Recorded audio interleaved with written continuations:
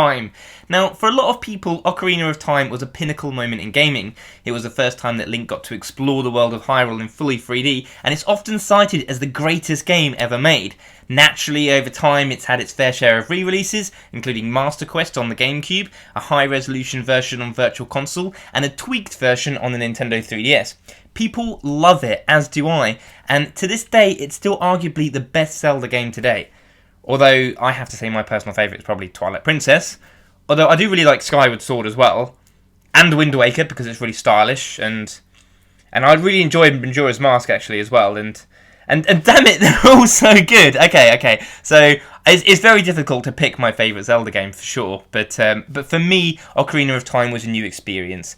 I hadn't played the older ones, so I was comparing it to things like Mario 64 and Final Fantasy 7, because they were the closest things that I could match it to. But it's nothing like those games. It's unique in its own right. I don't know if you guys can relate, but you know, when you see something for the first time that you later regard as one of your favourite things of all time, you don't necessarily realise it at the time.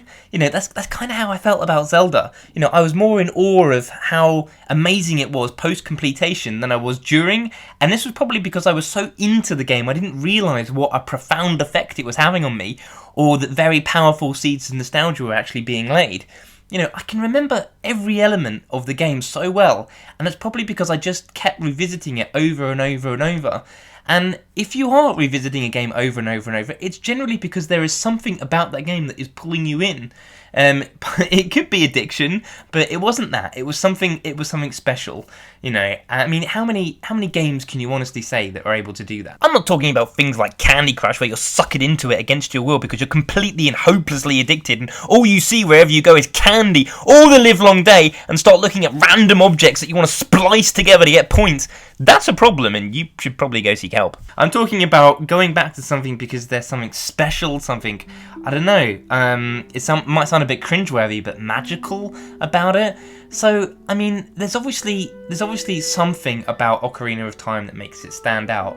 And when defining what exactly that is, it can be difficult. But I think for me, it was the feeling that it kind of left you with afterwards, and it's really powerful. It's really something else. So, given its popularity, its reputation, its replay value, its nostalgia, and its pure, unquestionable brilliance, should they remake it so that we can play it yet again? Or are you tired of it now? Are you tired of Zelda re-releases? I mean, Nintendo have released a lot of Zelda games recently.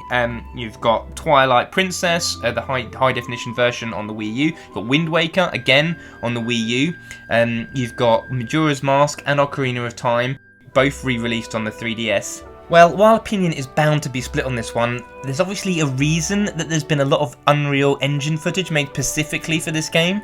You know, I for one would be happy to play through it again, and my stance on this is grounded further by seeing this footage here. And however you feel about it, I think very few could turn their nose up at how good this looks. And in my opinion, it looks absolutely stunning, and it just makes me want to play through this game all over again. There's a lot to be said about nostalgia, and for those that don't have it, they won't really be able to relate, but for those that do, will know how it can evoke memories and feelings of joy, perhaps of a similar, more carefree time in your life. When stories that are rich in detail, suspense and emotion are told, they stick with you, don't they?